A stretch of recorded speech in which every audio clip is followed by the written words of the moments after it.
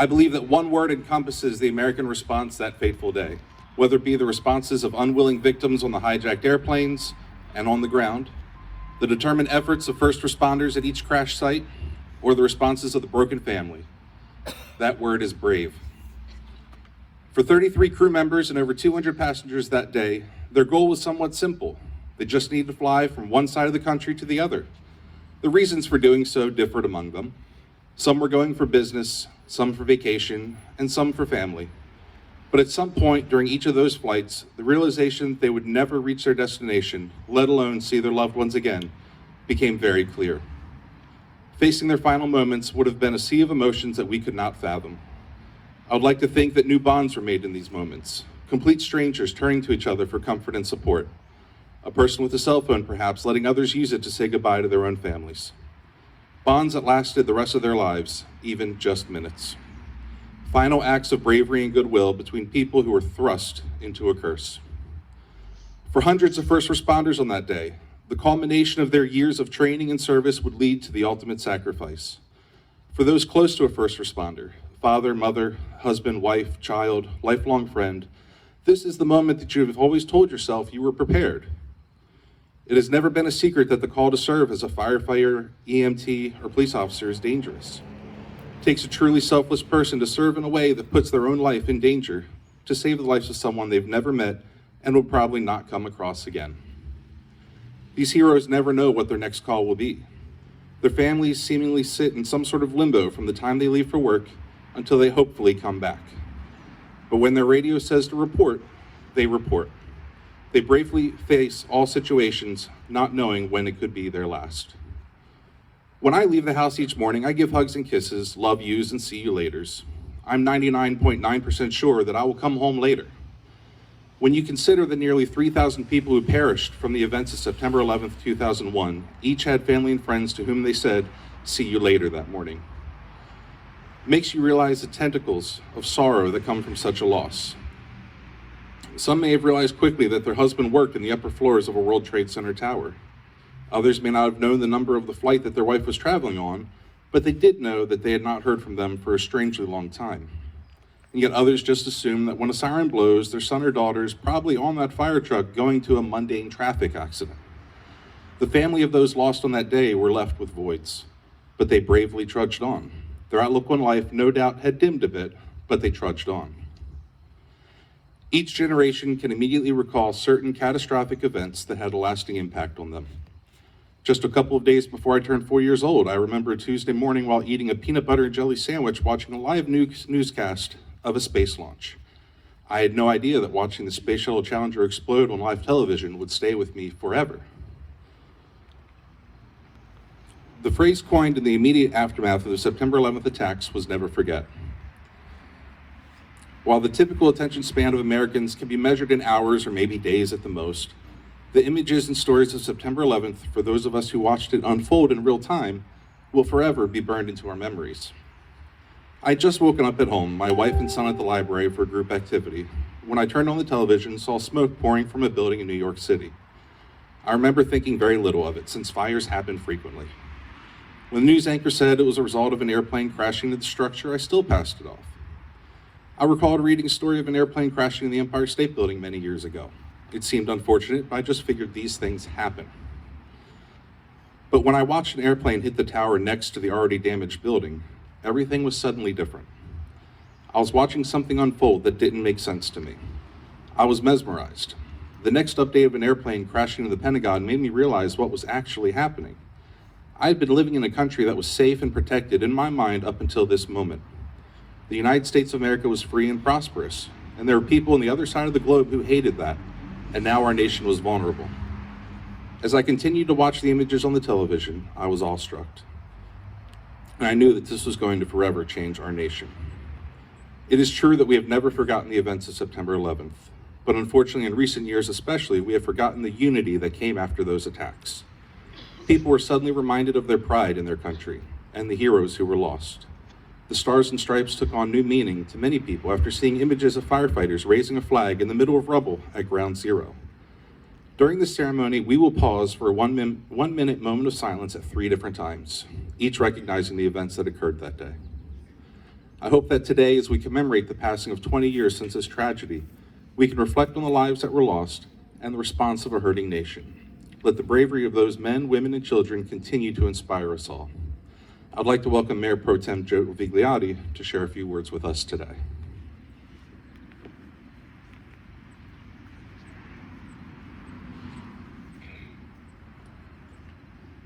Mr. Mayor, Senator Reedy, Delegate Shoemaker, Reverend Baker, ladies and gentlemen, thank you for being here this morning. It's quiet here in the crisp early autumn air, the golden brush of sunlight soft against the cool earth, warm against us, and a morning which stirs the heart and the soul in a sense of timelessness, of the past, and of promise. It is a morning not unlike the one we gather together to remember as the years return to us. I was raised for the first few years of my life in New York, Southern Shore, working class Long Island. A few doors down from our family lived the Johnstons.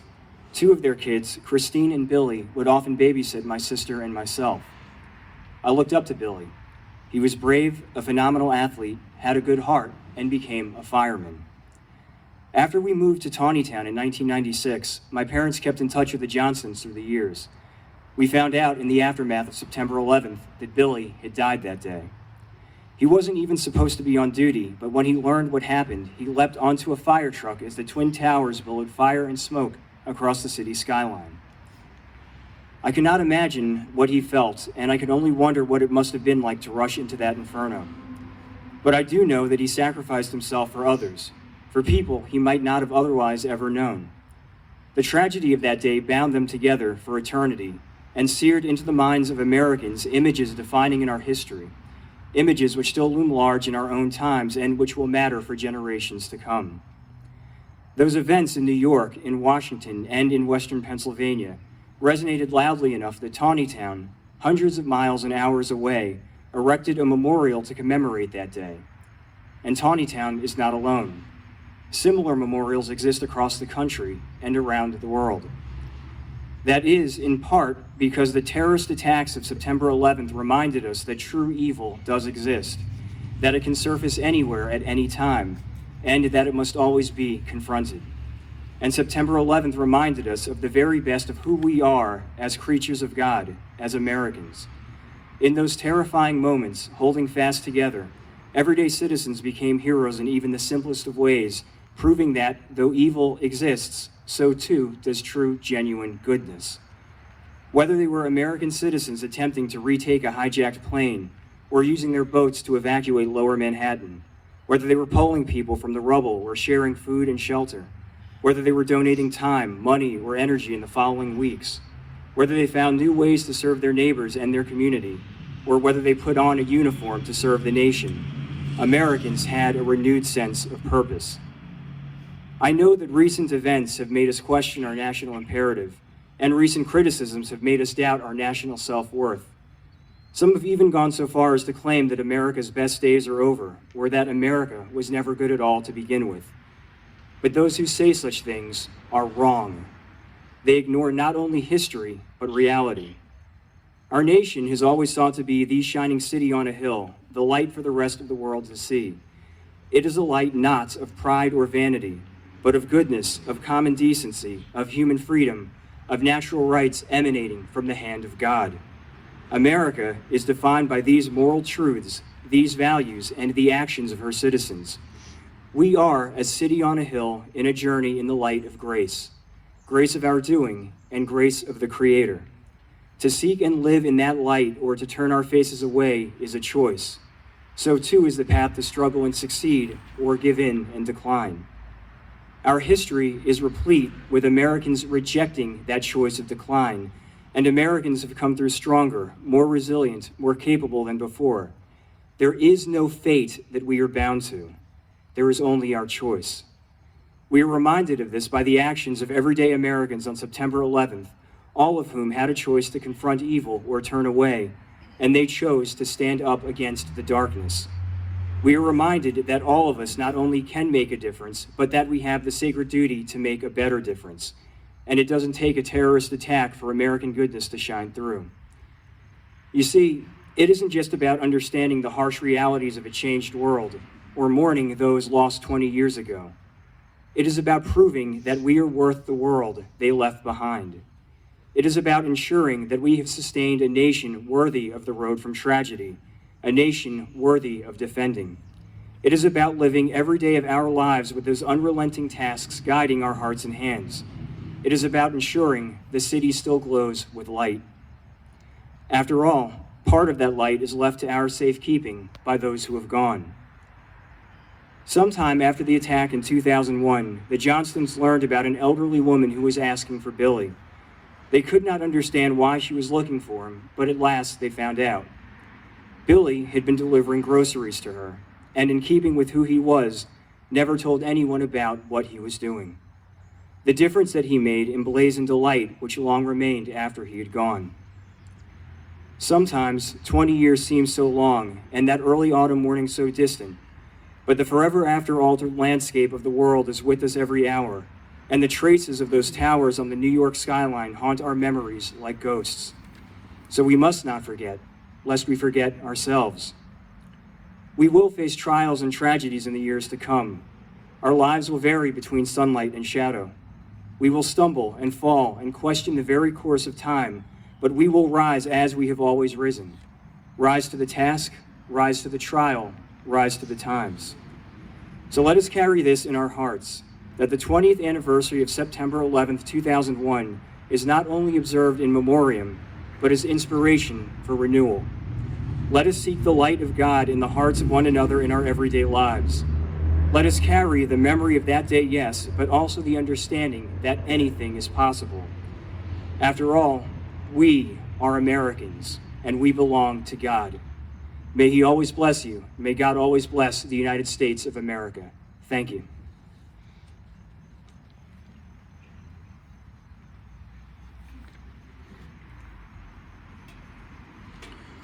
American Airlines Flight 11 departed Logan International Airport at 7:59 a.m., carrying 11 crew members and 76 passengers en route to Los Angeles International Airport. At some point during the flight, 5 hijackers gained control of the aircraft and diverted it back east toward New York City. Nobody on that flight could have possibly known what was about to transpire. It was the first hijacked flight that would be just the start of a catastrophic chain of events. The 87 unwilling persons in this now flying bomb would not know that more attacks were going to follow. On the 94th floor of the North Tower of the World Trade Center, Tawnytown native Joanne Hildebrattle was working for an insurance company as a vice president. She would often return to Tawnytown to visit her friends and family, and at 46 years old, I'm sure she still had plenty of small-town girl in her, even while living in the city that never sleeps. The monument here in the middle of this memorial was erected in her memory. Flight 11 was flown into the North Tower of the World Trade Center at 8:46 a.m. As the airplane had been fueled for a flight across the entire country, the resulting tremendous explosion killed an undeterminable number of people almost immediately. Aircraft parts and building debris rained down on the streets below. It did not take long for video of the crash site to begin circulating on news stations. People in the badly damaged building began rushing to get out, unsure of what took place or how much danger they were in. The North Tower ultimately collapsed at 10:28 a.m. Join me now in a minute of silence remembering this tragic impact. Following this minute, I ask that you stand for the national anthem.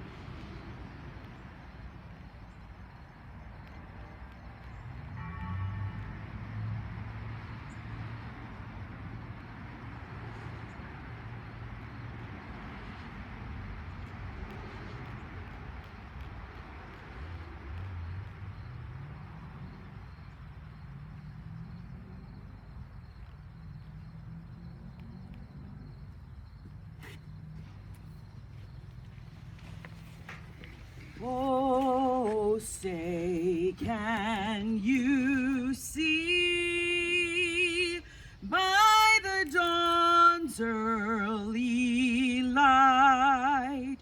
what so proudly we hailed at the twilight's last gleaming, whose broad stripes and bright stars through the perilous fight o'er the ramparts we watched were so gallantly streaming, and the rocket's red glare, the bombs bursting in air, gave proof through the night that our flag was still there.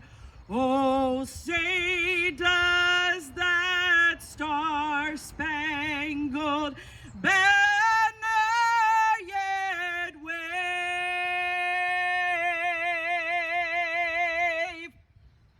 for the land of the free and the home of the brave.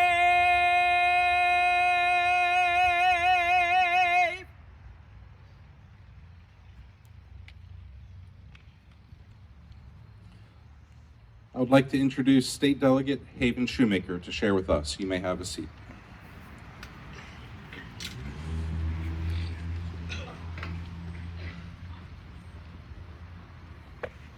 It's certainly an honor and a privilege for me to be asked to speak at this. It's always a pleasure for me to be in Taneytown.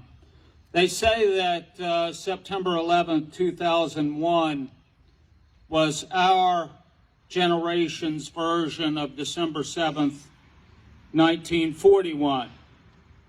Any American who was alive that day and was old enough to remember will never forget it.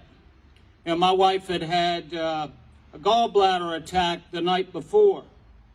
And my son, who was 11 then, and I had taken her to Carroll County Hospital. And we didn't get home until about 4:30, 5 o'clock the morning of the 11th. And after a couple hours sleep, I got up, got him off to school, and I went to work. As long as I live, I'll never forget how bright the sun was that day and how clear was the sky. Just as I walked into my office, I heard on my secretary's radio that a plane had hit the first tower. And I thought that that was sad, but I also thought that it was most certainly an accident. And then the second plane hit the second tower. And at that moment, we all knew that our nation was under attack. And just like attacks in America's past, incidents like the Alamo, or the sinking of the Maine, or Pearl Harbor, where previous generations had rallied around the flag and the principles for which it flies. For at least a brief moment, Americans became united. While we must never forget September 11th, we should also never forget September 12th, when we stopped being hyphenated Americans and became united as Americans. Sadly, 20 years later, we know that America is very polarized. Time has raced on. Memories have faded. But the images of September 11th should be etched into our minds. We should always remember seeing the fire trucks, ambulances, and police cars racing to the scene. We should always remember seeing the firefighters, police officers, and paramedics running into the buildings instead of away from them. They became heroes that day. Tragically, a large number of those heroes never saw their families again. 343 firemen, 60 police officers, and 8 paramedics lost their lives. Scores more have since died or are struggling with health issues caused by the cowardly attacks. In total, about 3,000 people died and more than 6,000 people were injured as a result of the September 11th attacks. In the ensuing 20 years, thousands of American military personnel have made the ultimate sacrifice in the global war on terror, including the terrible loss of 13 service personnel in Kabul just a few days ago. September 11th is a day to always remember. We must never forget the sacrifices that were made. President Bush said that day that America is the brightest beacon for freedom and opportunity in the world, and no one will keep the light from shining. He went on to say, today our nation saw evil, the very worst of human nature, and we responded with the best of America. We have a duty to let our children and grandchildren know how our citizens responded to the unprovoked attacks. We responded as we have in the past when attacked, with bravery and with honor. May we never forget. Thank you all, and may God bless the United States of America.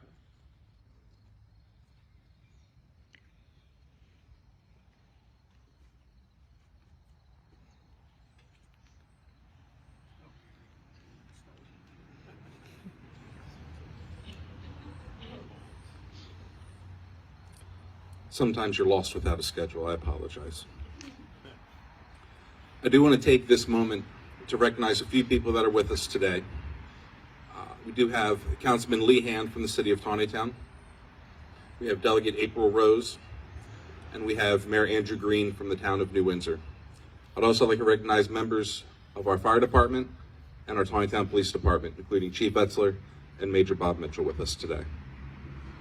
I want to thank all of our fire department and our police department. They have not encountered a 9/11 here. And let's pray to God that they never have to. But I know that they would do whatever they had to do to serve in that capacity. Every day they're put in situations that could mean life or death, whether it's a simple traffic stop or a call for a difficult person. And they always handle it with the utmost integrity. And there are groups of people that I am extremely proud of. And so I do want to recognize their presence today and their ongoing efforts for the city of Taneytown.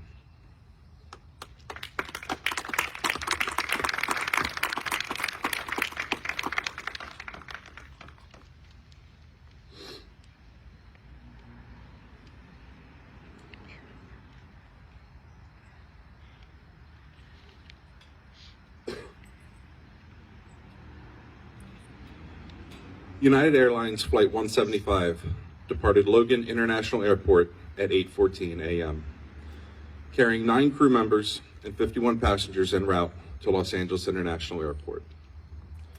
Just as done with Flight 11, the flight was hijacked by 5 individuals and a new course was set toward New York City. The news of the preceding hijacked airplane was still unknown to the occupants of Flight 175, but the destiny of this flight would create an unforgettable image for people around the world. If you imagine now, everyone here has a cell phone in their pocket. When anything happens, you know about it very quickly, whether friends are calling or the news popping up on your phone. If you imagine 20 years ago, that wasn't nearly as prevalent. The people in that airplane had no idea what was occurring. And to be honest, no one else in the world did either. Things happened so quickly that day. And I go back to just thinking of the fear and emotions that they may have had when they realized that the cockpit had been breached and that the destination of their flight was now unknown. Flight 175 was flown into the South Tower of the World Trade Center at 9:03 a.m., captured on live television broadcast far and wide. The shock of that visual caused news anchors and viewers alike to gasp in disbelief.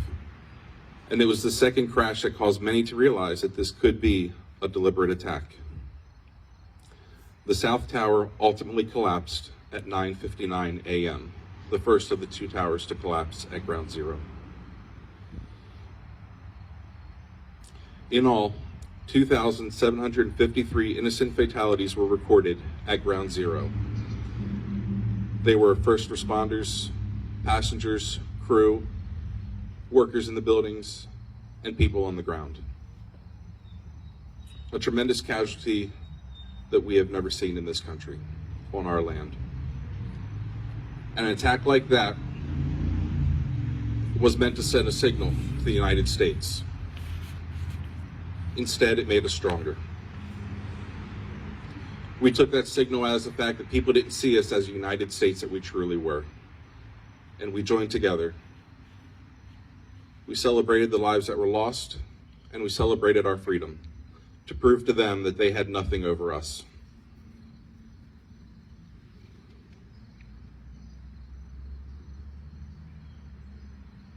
Join me now in a minute of silence remembering this tragic impact.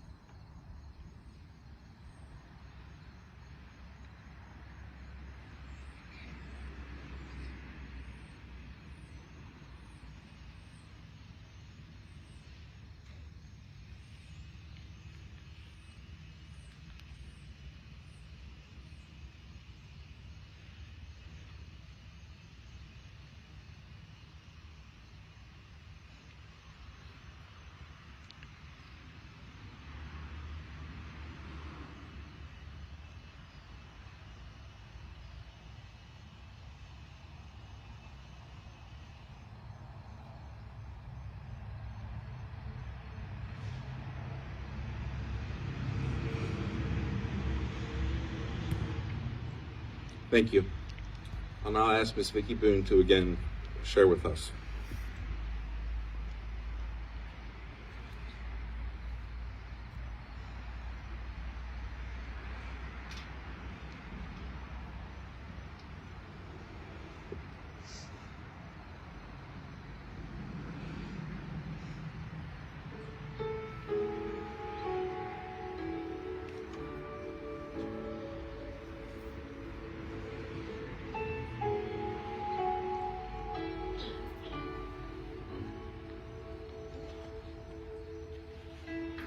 You who dwell in the shelter of the Lord, who abide in his shadow for life, say to the Lord,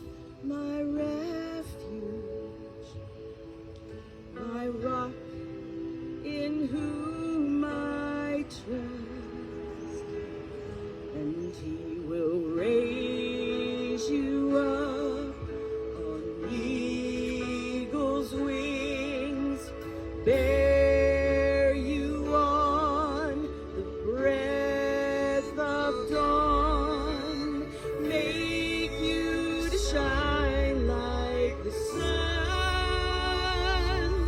and hold you in the palm of his hand.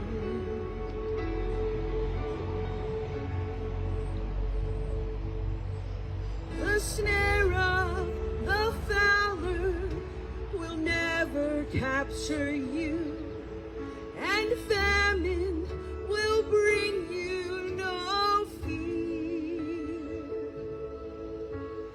Under his wings your refuge, his faithfulness your shield.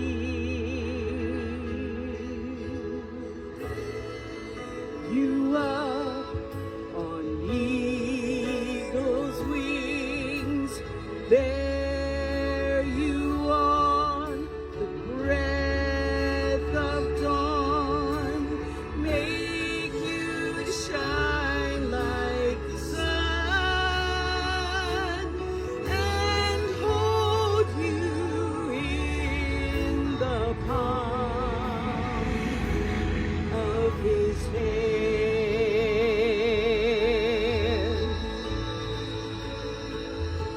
You need not fear the terror of the night, nor the arrow that flies by day. Though thousands fall about you, hear you, it shall not come.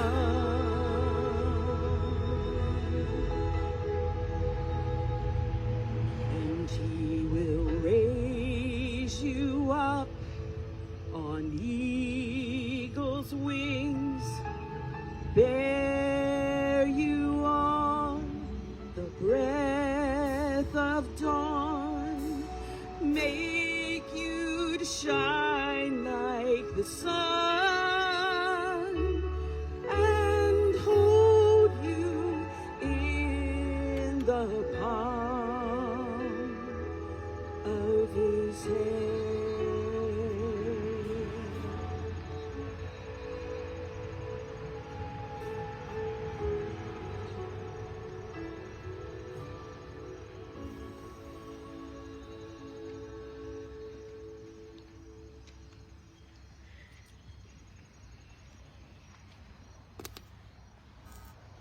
I would like to introduce State Senator Justin Reedy to share a few words with us.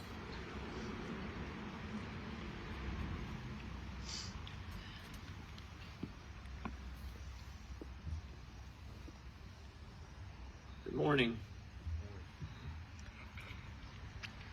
I very much appreciate the opportunity to be here today with all of us that are here on the stage to share some reflections and thoughts about September 11th. It's something that we all hold dear in our hearts, those of us that experienced that day. We all experienced it in different ways. Some of the comments already today have talked about people who paid the ultimate sacrifice on September 11th or were dramatically impacted, while some of us witnessed it from afar and remember, as Delegate Shoemaker said, the beautiful crystal clear day that it was, just like today. And it's something that sticks with us all a little bit differently. I was so happy to see some of our young people here today, children here today, because we know that so many people that were born after September 11th or during that time, they don't have that memory. Some of my comments that I'm going to make talk a little bit about how important it is for us to never forget. It's hard for me to believe that it was 20 years ago. 20 years ago that we saw vicious evil and hatred of everything that America stands for. And then, at the same time, really, we saw uncommon heroism and valor that was demonstrated right before our very eyes. And really, unlike Pearl Harbor, or maybe some of the other things that happened in the early 20th century, this was really the first tragedy that we had live television covering it, which was both awful, but also important to understand what had really happened and to see the reaction of our first responders and other brave people who ran toward the flames. I know I'll never forget where I was, and I wish I could say I was, doing something spectacular or extraordinary, but I was on the second floor of Carroll Community College's main building, just gotten out of a class that had ran from just before from 8:50 to about 9:50. So I had been in a class the entire time that the main actions were happening, and a friend came up to me and had told me what had happened at the World Trade Center, and we went, tried to run and find the television, watched it, but we also tried to go to the computer lab and look up news on the internet, and then the internet had crashed. And it was so surreal that entire day. Throughout the day, that day and the following days and weeks, we all of us watched with a mixture of sadness, anger, disbelief, and ultimately that hardened into resolve. Resolve to do whatever it took to bring those perpetrators to justice. And we did. To secure our country from terrorists and fight against groups that would seek to use violence against innocent people to further what is still an insane and evil agenda. In the years that followed, all the way through these 20 years that we've been commemorating September 11th, the pathway has taken many twists and turns. We all know that. And there's plenty of fair debate about the different steps that were taken in those 20 years. But there can be no debate that this kind of united resolve that we saw on September 12th and in the weeks and months that followed, this love of country, is something we really must foster and grow again in America with our young people, particularly with our children and in our society. Understanding the fundamental goodness of America is what September 11th should bring us back to every year. The fundamental goodness of America. We see a lot of sourness today in our culture, don't we? We all see it. We see anger, we see arguing. I'm not sure if it's more today than it was years ago, but because of our phones and our social media and our 24-hour news coverage, it's in front of our faces like never before. We have to remember, Ronald Reagan famously said, freedom is never more than one generation away from extinction. And those words are being proven over and over again during the times that we're now living through. That's why coming back to September 11th is so important. It's a time for us to reset our thinking, to see how can we move away in our own lives and hearts from some of the sourness we see and focus on expressing our love for our country and sharing that with other people.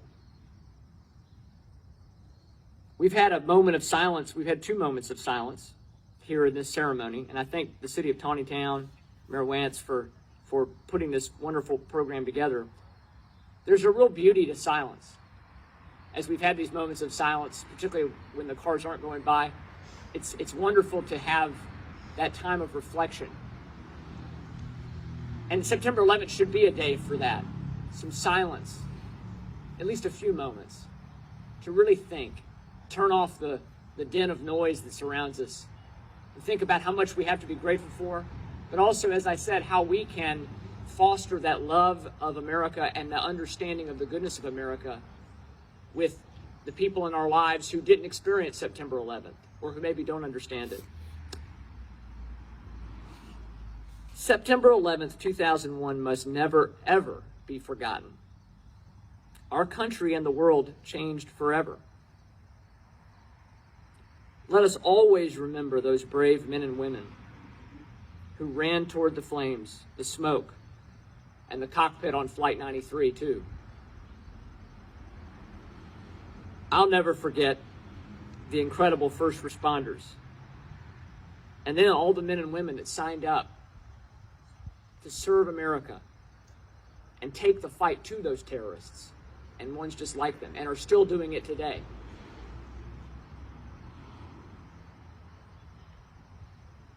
Of course, there's much to be solemn and sad about today, but there's also so much to be thankful for.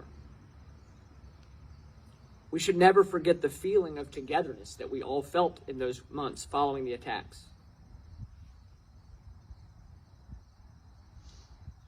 Let's work to ensure that our children and grandchildren are taught about this day and the lessons we've learned,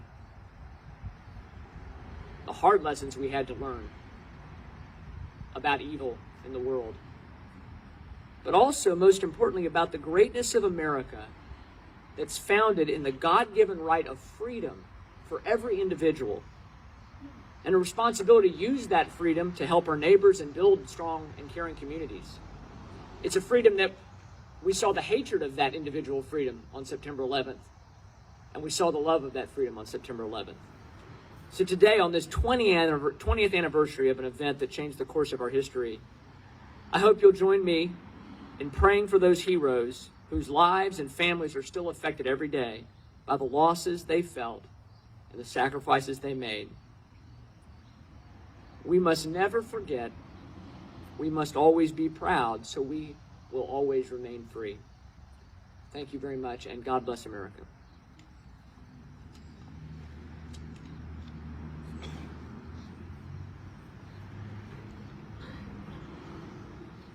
I'll now ask Miss Vicki Boone to share another song with us.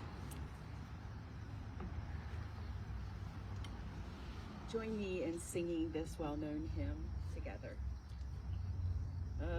Amazing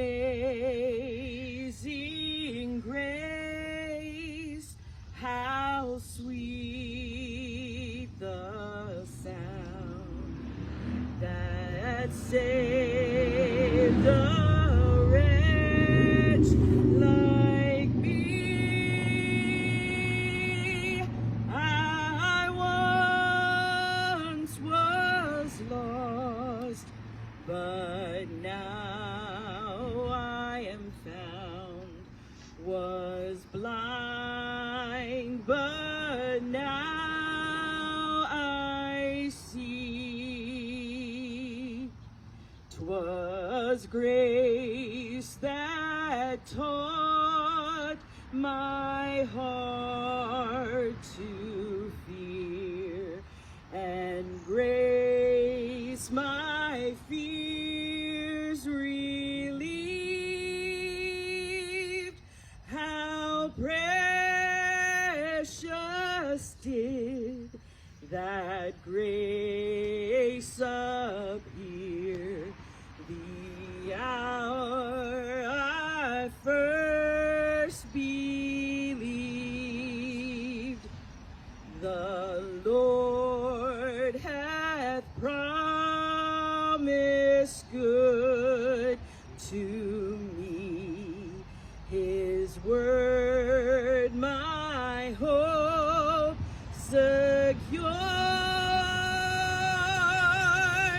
He will my shield and portion be, as long as life endures. And when we've been there 10,000 years, bright shining as the sun, we've no less days to sing God's praise. than when we first begun.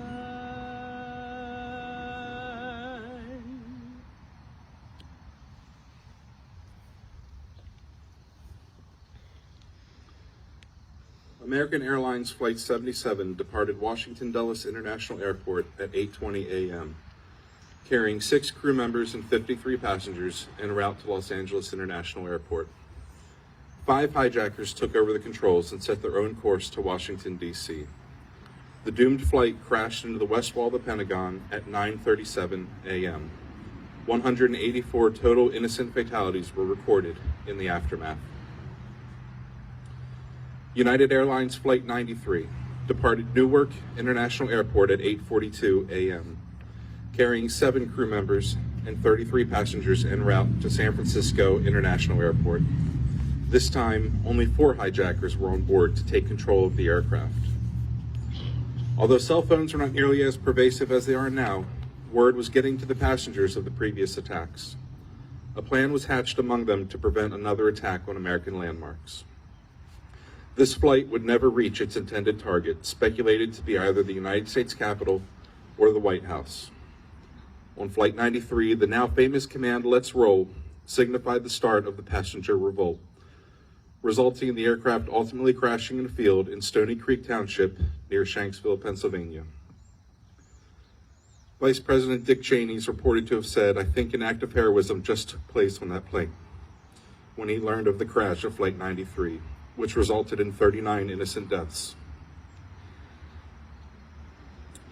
Join me in 2 minutes of silence, remembering both of these tragic events.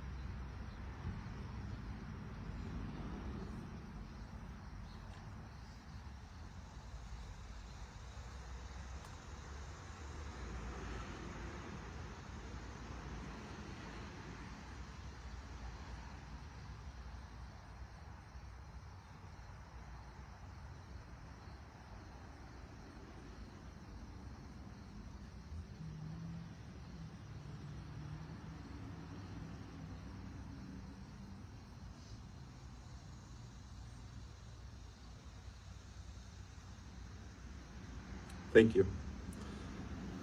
I now ask the Reverend Richard Baker to deliver today's invocation. Reverend.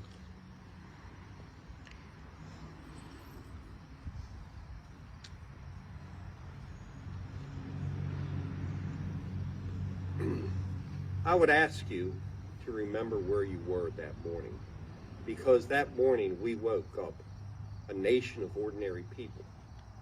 But by the end of that day, I believe that we were a nation of extraordinary people. I was a new pastor. I did a mid-life career, but I still had a construction company. I was building houses here in Carroll County. And so I had just turned on the radio right after the plane crashed into the Pentagon. And as I was pulling into the job site, the homeowners were there. And they shared with me that their son was in the Pentagon. And we instantly started praying. My wife was a Carroll County school teacher. And so I was unable to get in touch with her to talk to her that day. But my son, who was a senior over at Key, just decided that he was going to leave school and go and get our other children from Runnymede and at Northwest Middle. I think about one of my closest friends. His name was Captain Jim Carpenter. He was a captain in the DC firefighters. And he had prostate cancer and had already received word that he was not going to recover from it. And yet he led a crew from DC to go up to New York and spend several weeks there, trying to search and find those who had died then.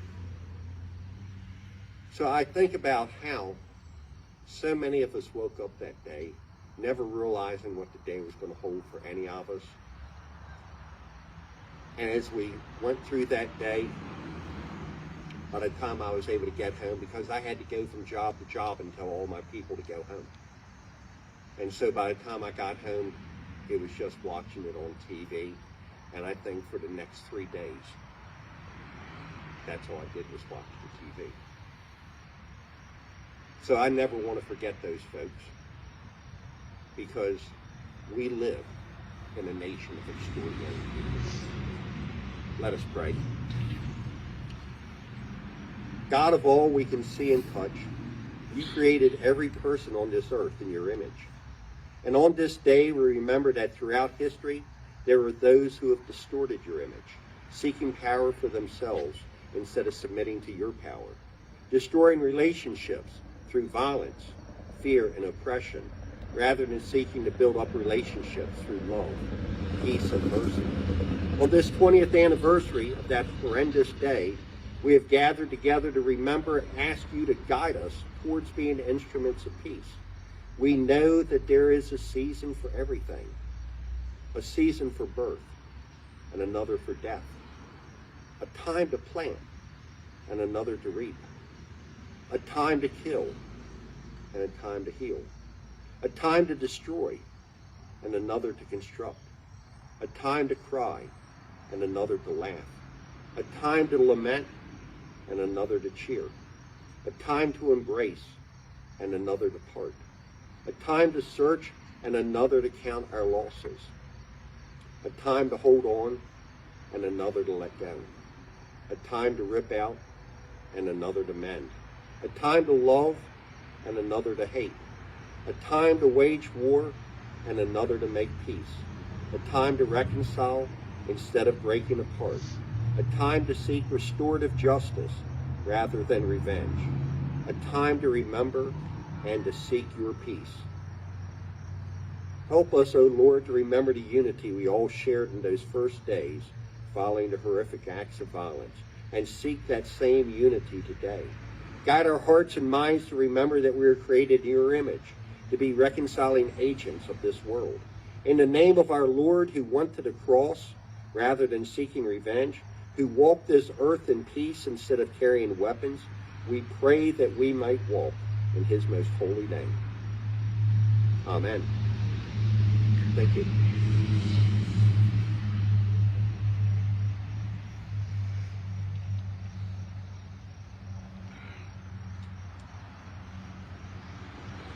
I'd like to thank you all for joining myself in the city of Tawnytown in commemorating the 20th anniversary of September 11th. I want to issue you 2 challenges. The first for today, I want you to learn a name of someone who was taken from us on September 11th. Learn their story and then pray for their family. After today, I want you to serve others. Remember the sacrifices that were made and mirror their service. Help a neighbor, help a stranger, help whoever needs help that you can give. Today I pray that God blesses the families of those who are lost. I pray that God bless you all today and that God continue to bless the United States of America. Thank you.